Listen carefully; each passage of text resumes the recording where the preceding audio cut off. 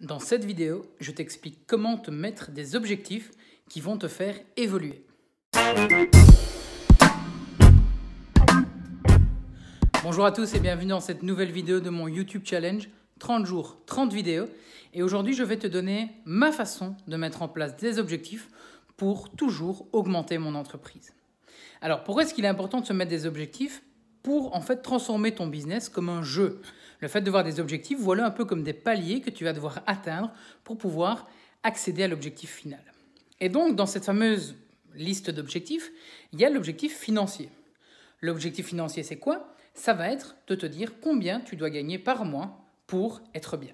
Alors, ce calcul, en fait, il est très simple à faire et on va le voir tout de suite ensemble. Je définis en fait mes objectifs en 3 objectifs différents.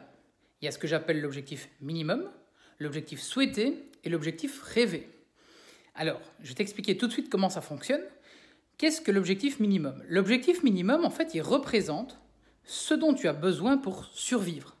Pas pour vivre, pour survivre. Ça veut dire que tu vas faire le calcul de ce que coûte ton loyer, ton prêt, tes frais, le fait de manger, etc. C'est compter vraiment tous tes frais fixes et voir combien tu dois gagner au minimum pour survivre. Ça veut dire que là, pas question d'aller au cinéma, d'aller en vacances, etc. C'est vraiment le minimum pour survivre. Le but, c'est quoi? C'est qu'en fait, cet objectif il soit super vite atteignable pour te motiver à déjà passer un premier palier. Une fois qu'on atteint ce premier palier, on arrive au deuxième objectif. C'est ce que j'appelle l'objectif souhaité. L'objectif souhaité, il représente quoi? Il représente la différence entre les frais fixes et ce que toi tu veux te payer. Pardon, l'addition plutôt. C'est-à-dire que tu pars de tes frais fixes et tu dis, ben voilà, combien est-ce que moi je voudrais me payer en plus? 1000, 2000, 3000. Et là alors tu arrives à l'objectif souhaité. Souhaité, c'est quoi? C'est où tu peux survivre, donc payer tous tes frais, mais aussi où tu peux profiter. Et arrive alors l'objectif rêvé, où là l'objectif rêvé, je le vois vraiment comme quand même le nécessaire pour qu'une entreprise puisse prendre de l'ampleur. Tu rajoutes à ça 30%, parce qu'on dit souvent que pour qu'une entreprise se développe, il faut 30% de marge supplémentaire chaque année pour pouvoir évoluer. C'est-à-dire qu'en fait, tu commences en disant, ben voilà, pour survivre, j'ai besoin d'autant, moi je veux me payer autant, et pour pouvoir survivre, il y a encore ce montant supplémentaire. Et donc là, vous allez arriver à un montant qui sera le montant objectif à essayer d'atteindre. Donc ça, c'est vraiment une façon de faire. Alors je vais donner un exemple tout concret. Prenons un exemple, je vais prendre à mon avis d'un indépendant classique qui est freelance, qui est tout seul, donc pas encore société. Sa société, le calcul sera peut-être un peu différent. Mais voilà, pour survivre, il doit facturer minimum 3000 par mois. Pourquoi? Parce qu'on sait qu'il y a une partie qui va être versée à l'État, etc. Donc 3000, c'est le minimum pour survivre, pour payer le loyer ou le prêt, pour payer les frais pour manger, etc.